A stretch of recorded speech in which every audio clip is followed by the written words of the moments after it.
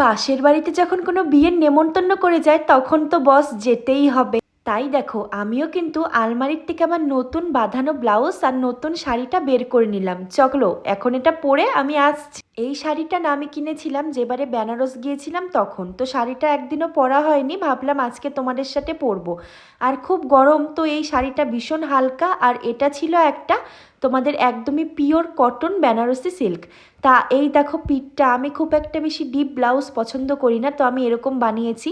আর সবথেকে বড় কথা এটা এতটাই সফট, পাড়টা খুব সুন্দর।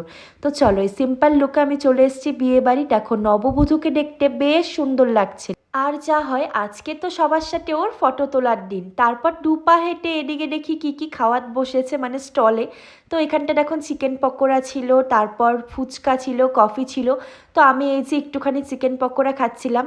আর সত্যি কথা বলতে যে কোনো জায়গায় গিয়ে চিকেন পকোড়া খেতে আমি খুব বেশি ভালোবাসি।